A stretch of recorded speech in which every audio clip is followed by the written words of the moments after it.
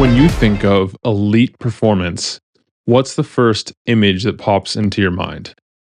Perhaps it's Steve Jobs or Elon Musk or your favorite professional athlete. Now, they do a lot of things differently than the rest of us, but one of the most important things that anyone can do today is to master the skill of meta learning, which is basically the art and science of learning how to learn things more effectively. The earlier in life you get good at this skill, the easier it is to develop every other skill that will set you apart in your craft. If you've heard of the famous 10,000 hour rule, in this podcast episode, you'll learn why that is no longer enough and what elite performance really requires so that you can decide if the inevitable sacrifices are worth it or you're okay settling for, instead of elite performance, just high performance. In this episode, you'll learn about some of the shortcuts you can take to get there faster, many of the different traits and commonalities shared by the world's best professionals, and perhaps most importantly, a few exercises to help you decide where you want to focus in the first place. Our guest this week is Adolfo Gomez Sanchez, and he has spent the last 30 years studying the scientific research on human performance, both with some of the top athletes as well as business people and everyday folks just looking to take their performance to the next level. He has managed teams of over 300 people and as a consultant has led post-merger integrations, transformations, and turnarounds. As we discuss in the episode, he also has 3.5 decades of martial arts training and coaching with professional athletes in sports such as tennis, track and field, motor racing, soccer, and football. So safe to say he's seen a lot of the commonalities and differences between high achievers. In this episode, we worked to make it actionable so you can go in and implement some of the things that we discuss here today.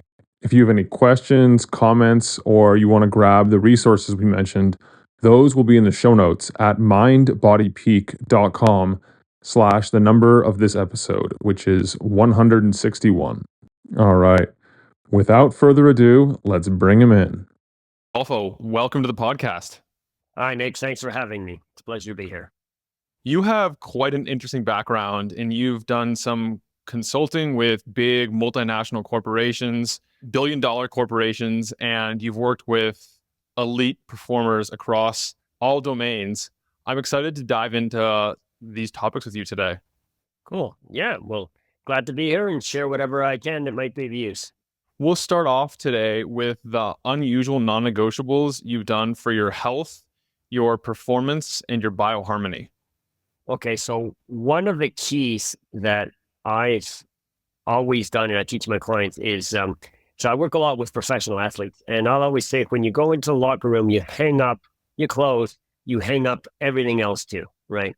All your worries, your issues, you just leave them there. And I think all too often we drag stuff from one environment into the other, right? So we're at home, but we're thinking about work.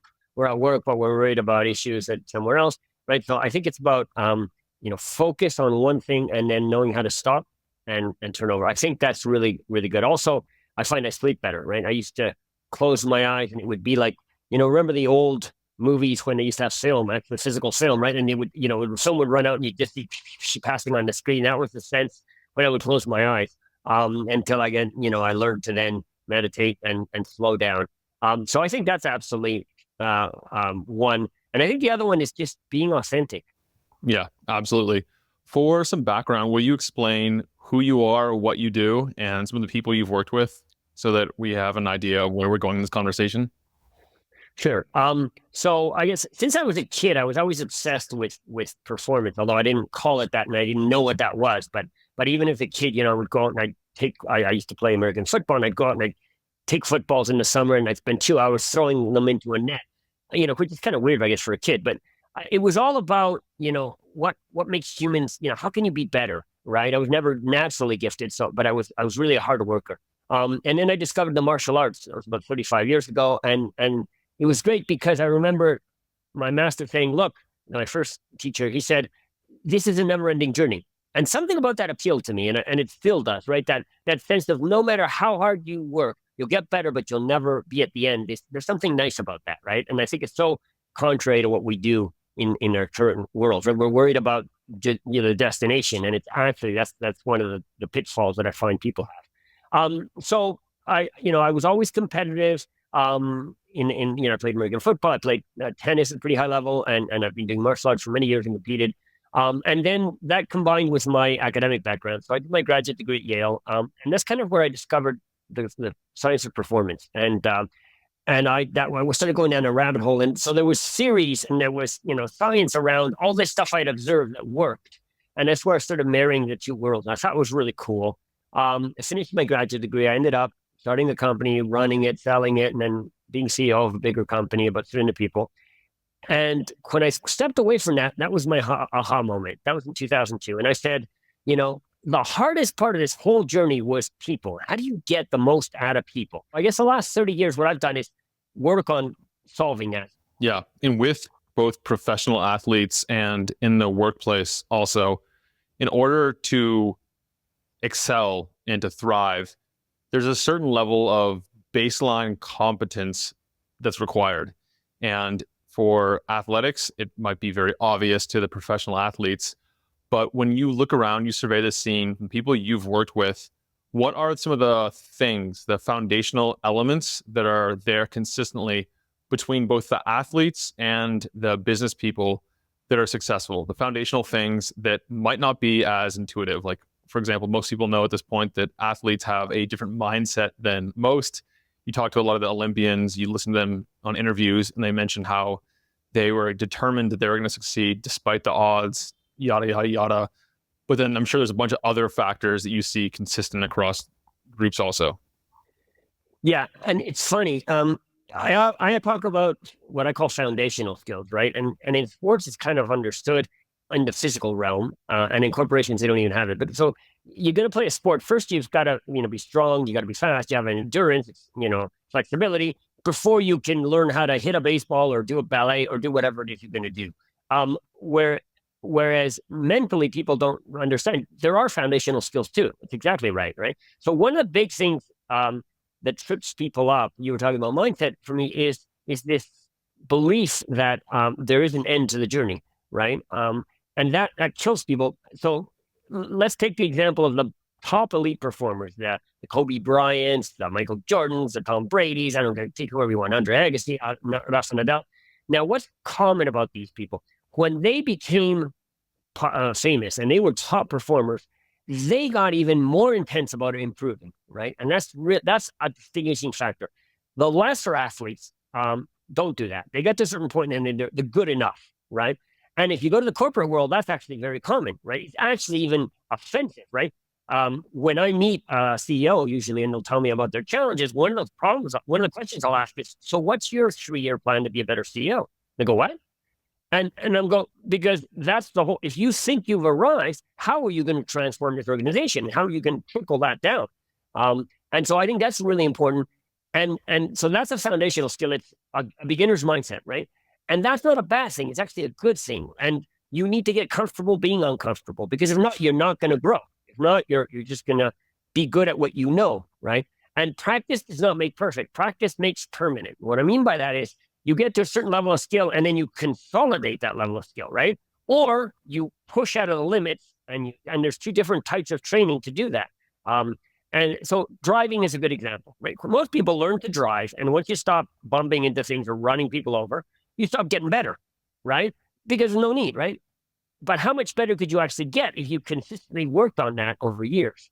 And that's where I think that's to me one of the fundamentals, the mindset of, I need to say I want to be the best I can be, and it's not a 1 year or even a 1 month problem. It's a 10-year challenge or a 20-year challenge, right? That's where if you take that to the corporate world, people are quarterly reports, quarterly earnings, right? That kind of stuff. It takes a lot of pressure, but you have to really think, where do I want to take this? Well, how do I want to leave a legacy in this company? And then you've got to make some tough decisions. So leadership is tough. It's really hard. And it's hard because you have to make difficult decisions that, in the short term may not be understood. But that's why you're a leader. That's the whole point. If you're not making mistakes, if you're not failing, you're not pushing outside of your comfort zone. And human beings are wired to grow. I think that's why, that famous midlife crisis or the 40s, it's because people have been doing the same thing for 20 years. And then all of a sudden it's like, and is this all it's about? Right. And life is about really exploring, growing, and seeing how much you can become. And that's what makes you happy. Yeah, there are so many parallels with what you just said to overall health. And it makes me think that a lot of it is choosing the right area to focus on. If you're an athlete and you've been playing tennis since you were a little kid, it's pretty obvious. It's right in front of you. And at least you know where to focus, and whether or not you actually choose to follow through on that is up to you. And in business, if you're a CEO, perhaps that path is clear also. But what about for your average person? How do they find what that North Star is going to be that they're going to cling to, and make sure they focus on the right thing to put the blood, sweat, and tears into, to develop expertise in that over a long time frame? Because I could see if you choose to focus on something that's going out of date, you'll regret it in a couple of years. But if you choose a larger mission, a larger item to develop expertise in, then perhaps that would be more bulletproof. I think, and this is true for anyone, right? You need to choose what's important for you. So success is one of those words that we use very poorly in all languages, because we talk about it like it's one thing, right? But it's not. It's like intelligence, right? There's a whole bunch of different types of intelligence. That's not just IQ. There's emotional intelligence, there's spatial intelligence, right? Success is the same thing. Maybe for one person, it's just, not having stress and being happy and feeling, you like what you do, or working with your hands, or it could be making money, right? It doesn't matter, but it's not a standard. So I guess the answer to your question is choose what really means success to you. And that's hard because all of us, we have stories wired into our brain since we're kids. So I think it's what's most important to me. In my opinion, I think there's a couple of basics that everybody should really, if you don't realize it, health is one of them, right?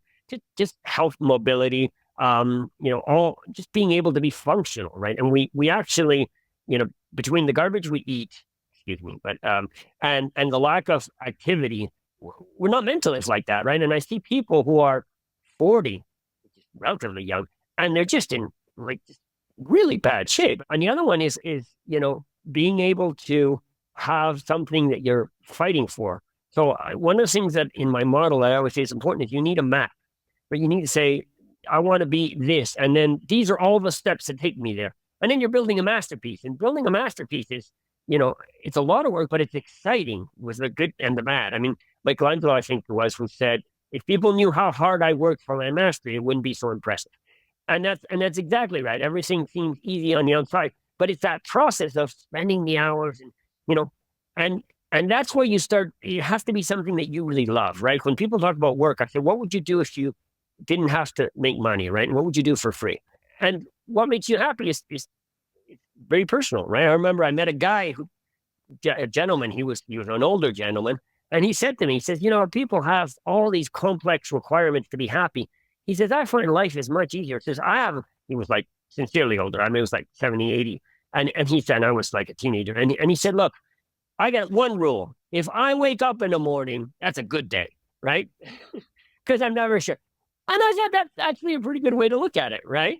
The less requirements you have to be happy, the more it's in your own hands, right? And how often do we make ourselves miserable or stress ourselves or make ourselves sick or limit ourselves, right?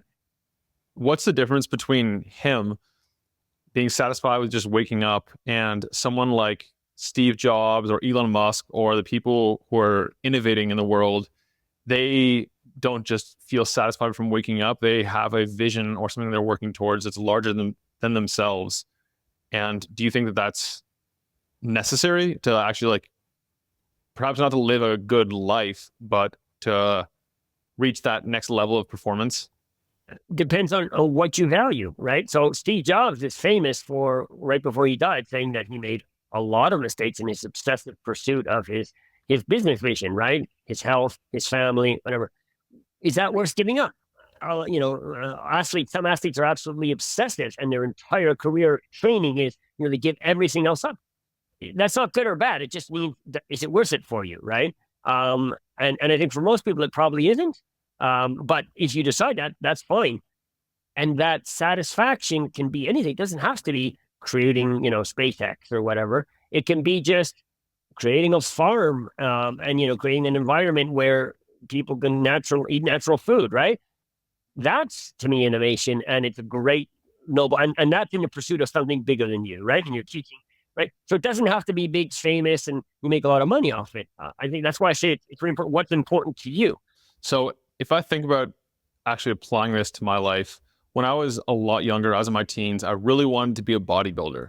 And then fast forward a couple of years, I completely lost interest in that. I still enjoy working out and getting a good lift in, but the idea of making that my career, devoting a large chunk of my day every day to that, sounds extremely unappealing. And knowing that, like, how do you recommend we focus on the right things? And of course, it'll change as we live life, but are there any ways or tips or techniques to find or identify the things that are most likely to be your long-term pursuits?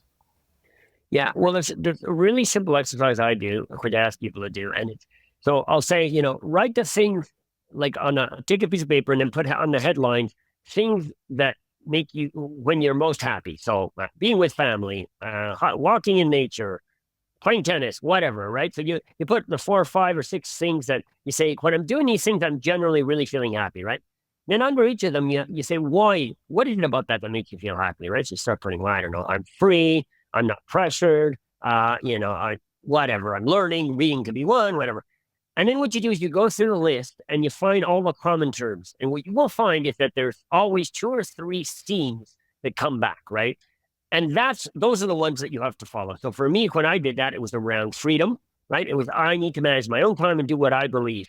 And it's just one of those things for me. I just hate to be controlled. I just absolutely hate it. And I'd rather do something, even if I think it's unlikely, but if I believe in it, than something somebody's telling me to do. And so it was freedom. It was about innovation and growth. It was about, doing cool stuff, proving people wrong.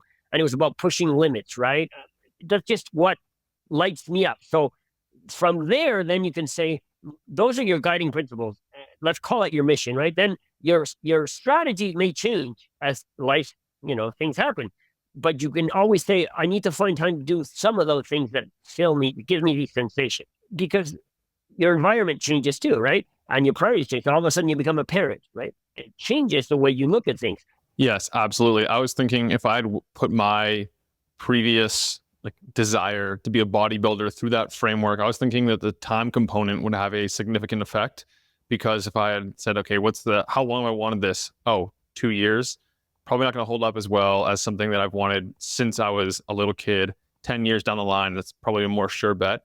But if you just look at your qualities, your attributes, who you are, and you just come up with a list of those, put that together, and then use that as your guiding force, that'll be even more timeless and something that's stood the test of a couple of years or even a decade or two. And even in relationships, I mean, that's the whole idea. I teach people, I do a lot of, one of the foundational skills I talk about a lot is communication. I think as human beings, we're terrible at communication. Nobody has taught us how to really communicate. And what I mean by that is understanding other people and understanding their rules, right? We each have, we don't see the world the way it is. We see it the way we are. So the problem is nobody teaches us that, right? So imagine with my wife, she has a series of rules of what makes her feel loved and supported, and so do I. But nobody ever tells you to talk about that. And, the golden rule, although well-intentioned, is actually not the best advice, because I may treat her the way I want to be treated, but it's the opposite of what she wants, right? But you have to have the same, more or less, things that you value. Otherwise, I want to live in the country, she'll want to live in the city, I want to go to the beach, she'll want to go to the mountain. And then, you're always giving in for the other person. And you can do that, but it's not as fulfilling as if we both love going to the beach. Yeah, communication is one of those skills that everyone thinks they do a great job of, and then when you actually learn and study communication, you realize how difficult it is. It's much more than just a little passive activity that you do when people are speaking. It's not the same thing as hearing, But one thing that you said that really stood out to me was that you've foregone a bunch of opportunities that have come your way that have been lucrative or had potential very large upside because you've defined what matters the most to you. And that's one of those things where it's never easy when you have an opportunity like that to actually filter your decisions through that lens. How do you remember to do that? Do you have any tips on more effectively filtering your decisions through the lenses that you set previously? I always put the example of focus, right? So focus, I've done a lot of martial arts, right? So you ever seen a martial arts master break breaks, right? What are they doing? They're taking all the power in a tiny spot, right? It's like a woman's high heel. When they step on you with a high heel, it hurts. Why? Because all the force is in a small area, right? If she takes off that shoe, it disperses, it doesn't hurt as much. Well, cognitively, focus is the same thing, right? So really being successful in something is, and moving it forward is knowing what you're going to focus on and what you're not going to focus on, right? And that's where it comes in, even in the obsessive examples, right? So Rafa Nadal tells a great story about, he is the consummate competitor. He loves tennis. He really loves tennis. He doesn't play for the money. He never played for the money. He's never played for the fame. He just wants to see how good he can be. That's his thing, right? And so when he was like 12 or 14, his friends in the summer would go out, and he told the story, that summer he went out a lot. And when he got back, he wasn't as good. And then he realized, if this is really important to me, I focus on this and I say no to everything else, right? And that obsessive focus, that's why I say, what is essentially who you are, right? And then ever since then, he's made enormous sacrifices. I mean, he's a guy who would study film in the hotels. He wouldn't go out drinking and partying. I mean, he's incredibly disciplined. He's a professional, right? But he never had a problem with it. It wasn't a sacrifice, right? Making decisions today that will in the future take you where you want to be, right? So that's the biggest impact on your future and your future self is what you decide to do today. There's a tool called the future self, right? Think of who you want to be. What is that person? And what kind of decisions would that person make? So, if I want to be that pro tennis player like Rafa Nadal, today I would say, well, I'm going to give up everything else that's not training because that's what that person would do, right? That's what and it just helps you be coherent, right? A lot of people are very incoherent with their decision. I think another tool that's really valuable, and I would say to your listeners, is staying present, right? Being in the present. Because great book called The Power of Now by Eckhart Tolle, if you haven't read it. And he talks about that. He's like, look, the past obviously is past and you can't change anything about it. And the future is not anything. It's one of many multiple futures. And you don't know which one is going to be real. So what are you going to stress about it? So the only thing you can really focus on is now, right? This is another exercise I do. Take your diary on an average week and put it into categories, right? I don't know, whatever, family, work, exercise, whatever the big categories, and then calculate what percentage of your time you're actually spending on that. And you'll be shocked on something, right? Usually happens when I work with executives, right? Oh, my family. You dedicate 3% of your time to your family. Is that good? Is that right? Is it a priority? It's data. I'm just giving you data, right? A lot of times when I work with corporate clients, they'll say their values, we trust people first. Or, you trust my team. Great. Okay. You really trust your team? Yeah. How much? Fully, like my family. Great. Do you track expenses? Yeah. Do you track vacation days? Yes. Why? I don't track my wife's visa. I trust her, whatever she's going to, she's right. So you don't trust. It's just data. I'm not saying it's right or good or bad. It's just data. It's a reality, right? I see two things around this. First is deciding whether you really want to chase elite performance or world-class performance, or if just high performance is acceptable. First of all, because that will dictate what you're willing to sacrifice. If I want to become a professional tennis player at the highest level, I'm going to have to sacrifice a whole lot to actually be successful and make it to the world-class level. And then it's also the demands of the particular specialization. If I want to become a fighter pilot, even if I don't want to become world-class, I still need to dedicate a lot of time and energy and focus and resources to becoming a fighter pilot just because that's what it requires. Yeah, absolutely. And we also have to learn along the way. So you talk about professional athletes. One of the things that I find is really shocking, but many professional athletes just destroy their bodies along the way, right? And that doesn't have to be that way. I mean, it's because they're brought up a certain way, but they'll stop and say, hey, what if I, learn about deep hip mobility. So a lot of tennis players have hip problems, knee problems, and it's because the supporting structures don't do the right thing, right? And that's the way the body works. If one, you want a goal, right? You want to be able to bend over, you want to be able to get over here. Your body will do that. It may have to compensate one piece for another, right? But if you consistently are compensating one part over another, that part will break, right? Or will wear out. And we don't do the hard work of saying, let me balance it out, right? And so a lot of times it's, getting to a certain point and stopping and saying, hey, let me look outside of my environment and let's see what else I can learn. And that's where I'm a big fan of specialists, right? So for example, I've been doing martial arts for 35 years. I had an operation on a hernia about 8 years ago, and then my fascia got all messed up, and I was kind of recovering my hips. And I went and I found this dance teacher, professional dancer, dance teacher, and she took me down the rabbit hole of flexibility that it was like she forgets more every day than I've ever known about flexibility, than most people ever learn. And it's just a whole new vision, and she just opened a whole new world. I never would have gotten there myself. It's just, somebody who's dedicated their whole life to this and they're exceptionally good at it, right? So why wouldn't you want to do that? And if you look at the greats, we were talking about, Tom Brady and Kobe Bryant. These guys, Tom Brady went to look for a guy who worked on his footwork. And another guy worked on his film study. Another guy worked on his flexibility, right? Specialists, and I'll bring all those together because there's no way you can be the best at what you do. And that's true in companies too, right?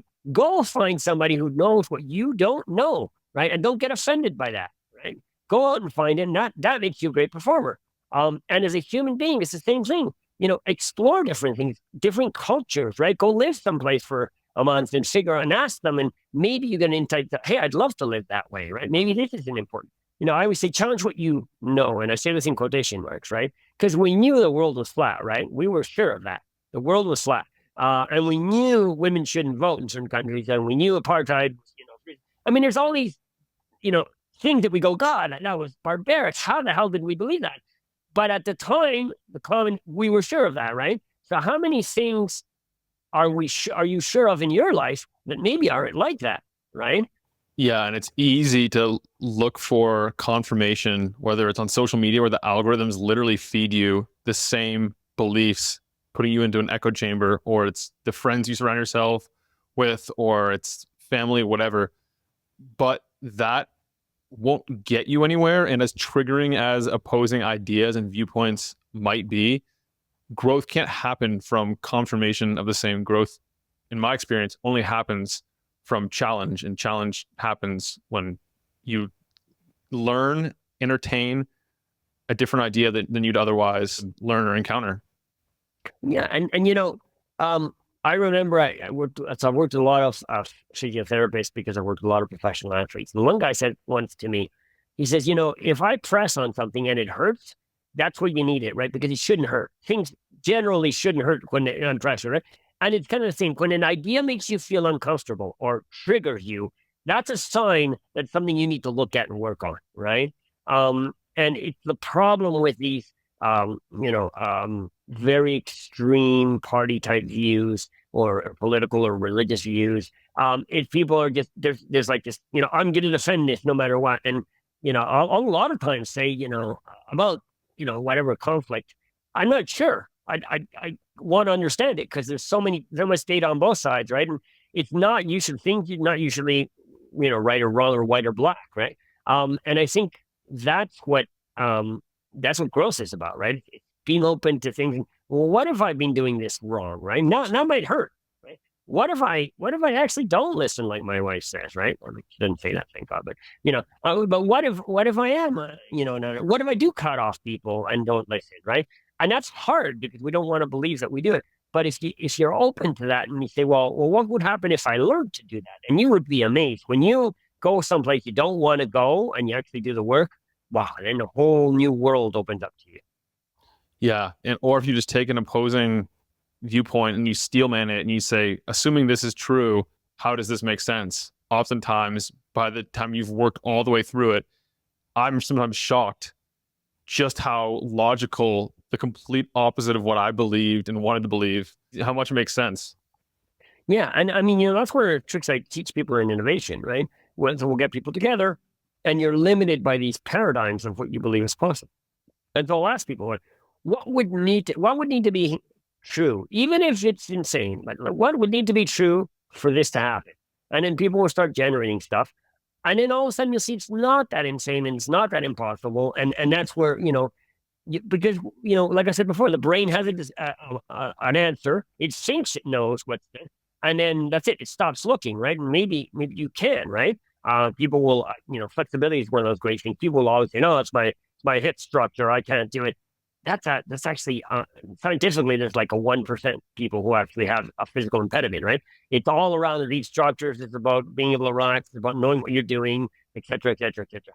But it's much easier to believe. No, I just not built for that, right? Or people who can't get in the shape they want. Oh, it's my metabolism. But there's a few people, but it's very rare. There's a great book called Thinking in Bets. I think it's Peg McColl. And she is a PhD in cognitive psychology, but she's also a world champion poker player.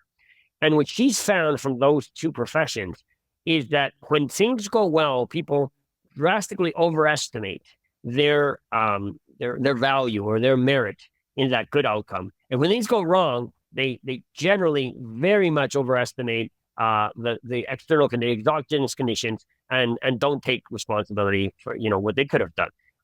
And I think that's always, so I was trying to do the opposite, right? Things go wrong. I'm thinking like, what could I have done better? And how could I do this better next time? And it's not beating myself up. It's the most productive thing I can think. And when things go well, I'm like, okay, well, what did I do right? Great. But what were we lucky about? So you don't get, too confident. Do you have a formula, like a simple formula you like to use to build expertise? Like I was just thinking back to the Malcolm Gladwell quote. I think it's Malcolm Gladwell of 10,000 hours, not a quote, the Malcolm Gladwell's 10,000 hour rule, where mastery of something takes about 10,000 hours. And then after I came across that, a little while later, I came across something else that said it's actually not 10,000 hours per se, it's 10,000 repetitions. And the faster you can increase the turnaround between repetition, review, making a change, and then next repetition, the faster you'll develop expertise. What's your general framework to rapid expertise development? I'll get into that second part in 1 minute, but just on the Malcolm Gladwell thing, it's actually not Malcolm Gladwell. The 10,000 hour rule is something that Gladwell made popular, but it comes from the research of a guy named Dr. Anders Ericsson. And he did research on something called deliberate practice. And so the 10,000 hour rule was a study he did where what he found was he studied violinists and musicians and athletes. And what he found was that around 10,000 hours of deliberate practice, and deliberate practice has a series of characteristics. You have to be pushing just beyond your current capability. You have to have immediate feedback. You have to be very concentrated. You break things down into component parts. So he found this type of practice that improves your skill. And that on average, to get to mastery, you need to dedicate. He said the difference between the best and the rest was just the amount of time they did deliberate practice. And there was no prodigies. That was his thing. So then, it became shorthand for the 10,000 hour rule came there. So the answer to the question is yes, but and that's part of my formula, but it's just a piece. So for me, there's three big blocks if you want to, what I call drive optimal performance. So the first one is mindset. Right? The three blocks are, just so you know, it's mindset, maps, and mojo. So mindset is, what are the fundamental pieces? So if you think about building something, right? Mindset is the raw material, right? You need to have quality raw materials or you're not going to be able to build something. Whether that's ideas, whether that's physical materials, whatever, right? So it's making sure, what we were saying before, am I ready to be uncomfortable? Am I ready to be a beginner? What are my standards and how am I going to measure my standards, et cetera, et cetera. So you set all these things up. That's your mindset. Then, and this is how we work with clients. We work on each of those pieces there. Then you need a map because any mastery journey is long.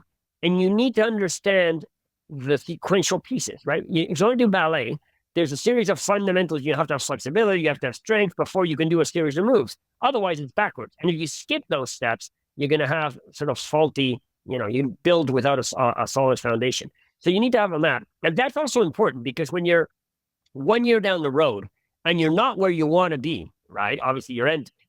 But you can look at your map and say, where should I be? Okay, I'm on track. And that keeps you focused and it keeps you motivated. Otherwise, it's, I want to be as good as Kobe Bryant was. Well, I won't be there in a year, right? So what do I quit after a year? No, because if you listen to him, he'll tell you when he was 12 years old, he was bad at shooting and dribbling, and he worked progressively on things. So you map out a plan, and that's where experts can really help you because they'll tell you what it takes, right? And that's where you set up your tracking and your feedback and your data, because then you're getting feedback and you're progressively improving. And there's where you can start to do deliberate practice, right?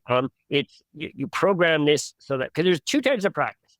There's consolidating what your level, right, which is fine. So that's just rote repetition. And then there's deliberate practice, which is increasing your skill level, and that requires you to step out of that and you need to program that. And then you need to program, of course, what I call a triangle performance, right? So you need to work, but you need to rest, and you need nutrition, right? Without those three, you're not going to get there. And nutrition is not just food, right? It's mental too, right? It's the environment, it's refreshing, it's getting some time off. So if you bodybuilder, you were talking about bodybuilders, right? That's the classic with bodybuilders. They work hard.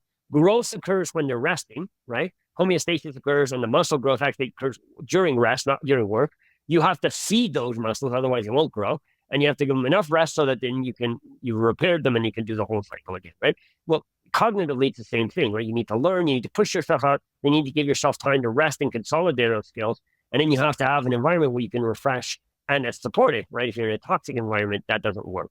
So I think that's, your mouth has to be around it. And then mojo to me is about how you execute, right? And that's what the best of the best do. It's how do they handle stress and pressure? How do they, for example, slow down to speed up, right? There's times where once you get to a certain point, you need to slow down and break things down and then, nitpick to get, and that's where that's like deliberate practice, right? You break a technique down into component parts, right? A musician will do that, just the beginning part, and they'll play that beginning part, and then you stitch them back together, and that's where mastery comes from. That's how skill is developed, right? And then you stitch them together. Any physical skill, right? So martial arts, right? I'll work with students around. So you chamber, you get the balance. You work on your balance on one foot, balance on one foot. When you're good at that, you can chamber. And then we work on that. Then we work on and then we put them all together, and you've got a great seamless technique. But that's how you do it, because you can't process the whole thing. So for me, it's all around that, and the fundamental skills of analyzing, of communicating, of getting help, of creating long-term support networks, right? And support networks are not just emotional; it's skill support networks, right? The more a coach works with you, the more they know you, right? Athletes who are being successful have had, statistically, at least in the ATP, long-term relationship with their coaches. The ones who have had the best results have had long-term relationship with their coaches, because there's a synergy there, right? Even it happens in employees in companies, right? The first year, second year, you're usually paying somebody more than they're producing. After that, they get really good, they know you, and then they're producing more than you pay them, and that's where you don't want them to leave, right? That's so for me, that's the model, and I'll actually be publishing a book in the next couple of weeks around this, around the performance formula. But it's kind of what I've learned over the last 30 years from top performers around, each of those pieces. Yeah, I love that. And the important part there to start off with, it sounds like, is to mapping out the different components to reach that level of expertise. And that can usually be through hiring an expert or someone who knows that roadmap. I'm sure this day and age, you could probably ask AI, ChatGPT, to help you break down the components and get certain prompts to make it more effective, a budget-friendly version of that. And yeah, I'll put a link to your book once it's out in the show notes. What are some of the common stumbling points you see, and how can we overcome those when it comes to developing expertise? Okay, well, I think one of the big ones, and we kind of touched on it before, is ego, right? I don't want to look at stuff. I don't want to question what I'm doing because I've been, because I'm at a certain point and I'm unquestionable, right? If not, it's embarrassing. I'll be going backwards. So I think the first one is leave your ego on the coat rack and always take feedback. And a lot of times people will give me feedback in whatever, domain, and they'll say, "Oh, I'm sorry." And I'm like, "Don't say sorry. I have thick skin. I never take offense to that," right? Some people will give you feedback to try and hurt you, but generally, and especially if you're, who's doing it, people are doing it to try and help you, right? Now it may hurt your ego, but the thing is processing. How can I do that? I think the other big stumbling block, there's two more. One is not having a map. We talked about it. you get lost, right? Because motivation is a myth, right? Motivation is like a shower. You shower today, but tomorrow you have to shower again, right? So you count on being motivated, you're not going to get things going. And you need to know where you are in the process, right? We all need to sort of, if you're going on a journey, there's a point where you might say, how far do I have to go? Or am I going in the right direction? It's the same thing, right? What are the key components? Am I stacking them right? What pieces am I missing, right? Learn and forget, learn or forget. And he said, learn the fundamentals, forget the specific applications. And once you have those fundamentals, you'll know how to apply them in different roles, right? And I think that's what it's all about. It's about, thinking about it, revisiting. And when you think you know something and you learn something else, then come back and look at it, right? And you'll find you have different insights and different maturity. So it's not having a map. And then I think there's, the mistake of thinking that there's an end, right? I've made it, right? No, it's just one step along the way. Because once you've made it, and there's studies on this, when people, sell a company or win the lottery, it's great. They're happy for like a month and then they just poof, right? Because they're not working towards anything, right? You need to, achievement is great, but what you really need is achievement that brings you fulfillment, right? And along the way. And so I think that's a mistake.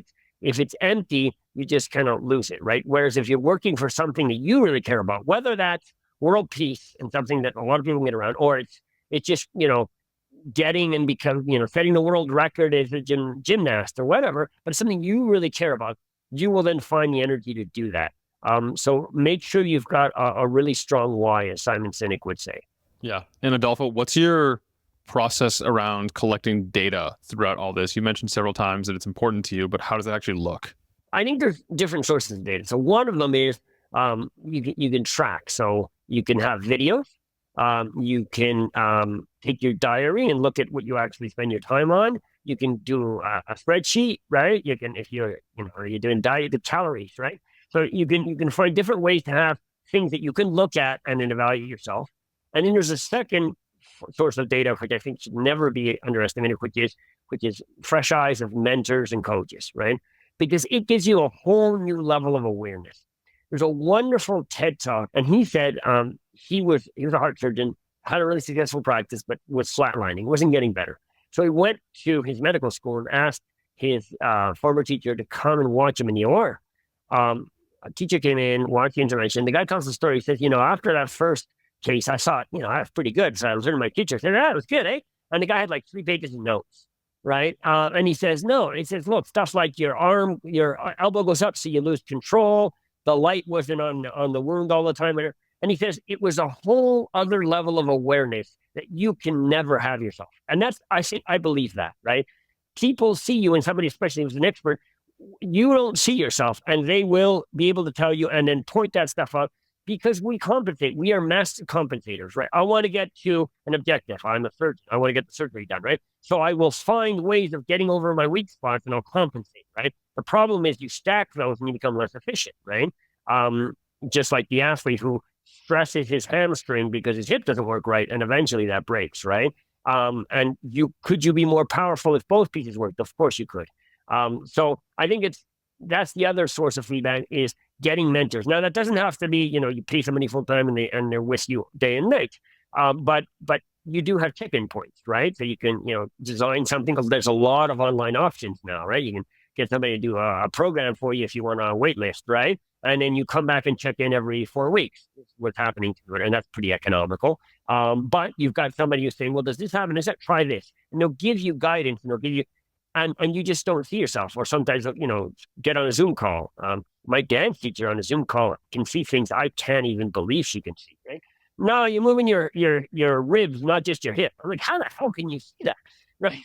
But she can. And it's good, because then that sticks in my head. She tells it to me 15 times. And then over the next couple of weeks, I work that. And next time I see her, I say, hey, the hip's not moving, right? Or the rib's not moving, right?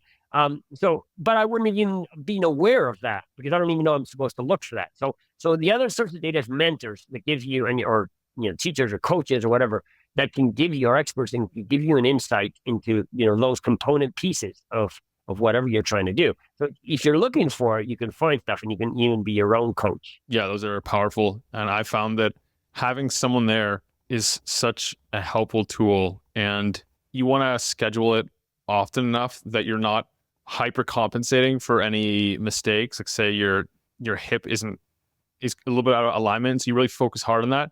You don't want to go too far the opposite direction and then exaggerate that and then check in with your mentor 2 years later just to figure out that now this has become a major issue. So it's also knowing how often and experimenting to figure out, okay, for this type of thing, checking in every month works, but for this thing over here, checking in every 6 months is fine.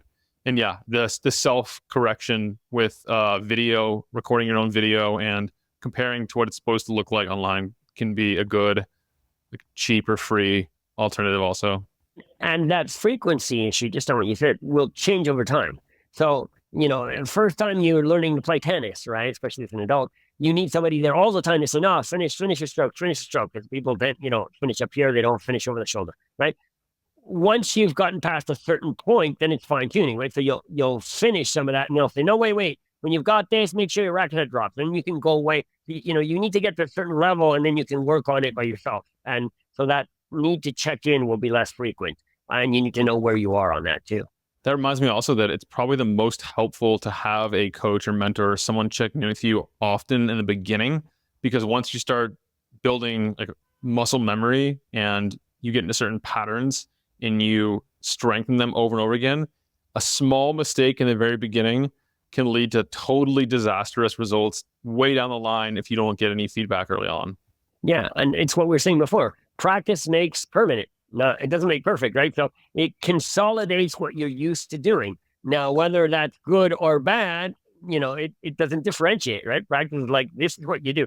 And it's just like emotional, circuits, right? If you tend to be happy or you tend to be depressed, those are actually circuits that get deeper and deeper and deeper. So your default reaction is to either be happy or be depressed, right? You easily get triggered off into those. And it's the same thing. So you physically, once, the more myelin you get around, which is the insulator around, the nervous system, the more you do a move in a certain way, the more myelin you get. So the more automatic that gets.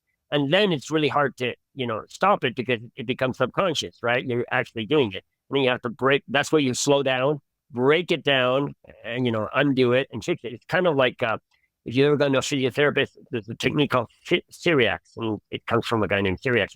It's when your tendon or something is being injured, you break the tissue, the scar tissue on it, so that it can heal properly, right? So you're undoing that. You do something and the scar tissue sort of shortens it.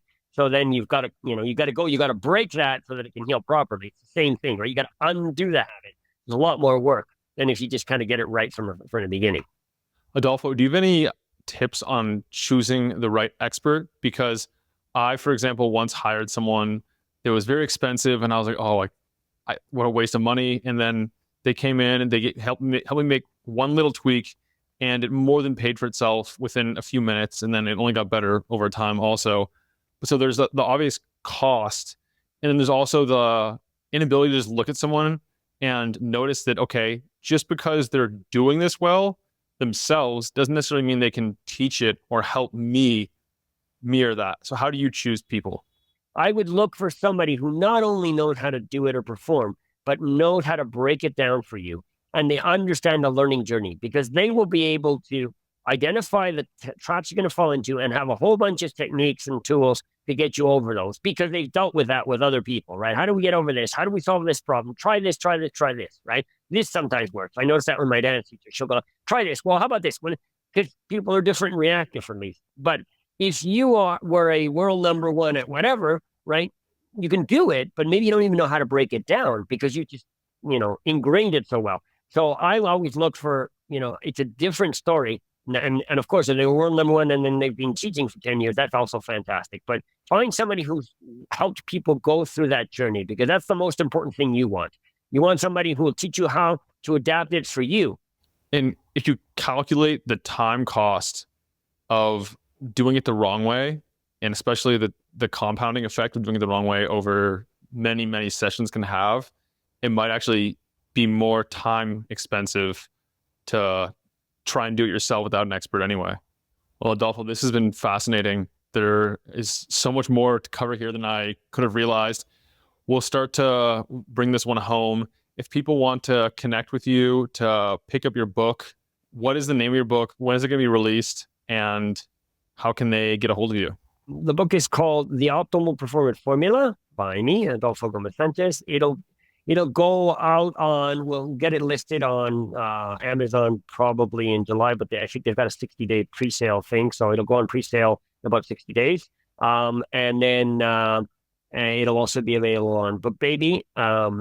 And if anybody wants to reach out, I guess the best would be either just email me. It's adolfogs@gold-results.com, or you can go on our website, gold-results.com, or in my LinkedIn. I have Adolfo Sanchez, and I just message me there. I'm glad to chat with anyone, help anyone I can, and discuss anything performance related is always fun. Yeah, I'll put a link to all those in the show notes. Now, if there was a worldwide burning of the books and all knowledge on earth was lost, but you get to save the works of 3 teachers, who would you choose and why?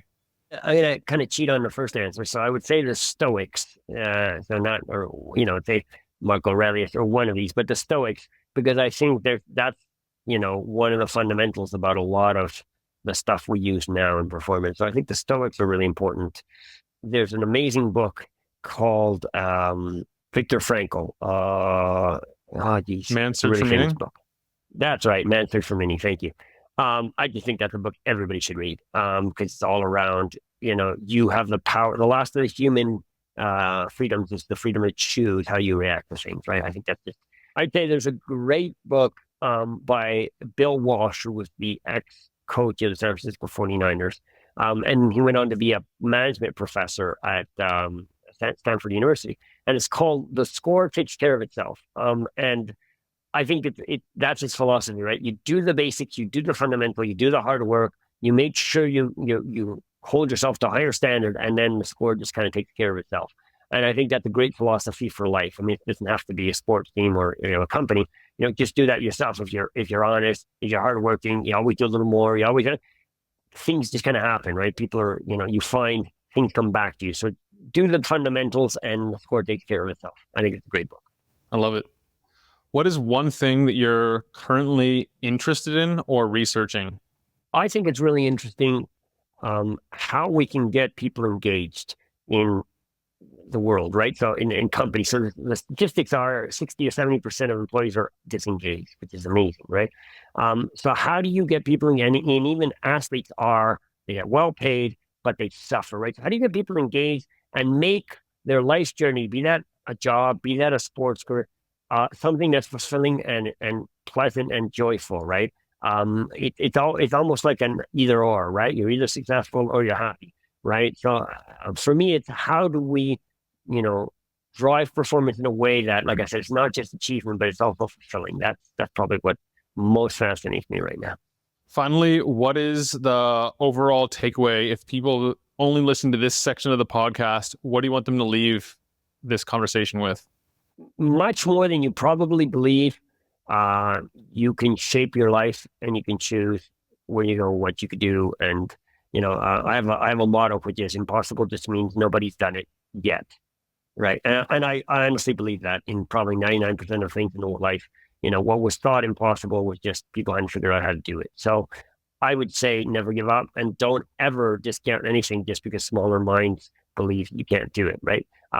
Be diligent, find a way to do it, research, work on yourself, piece it together. And I'm sure you can get much further than you ever would have dreamed. That's a great way to wrap this one. Adolfo, thank you so much for joining me in the podcast today. Well, thank you for having me on, Nick.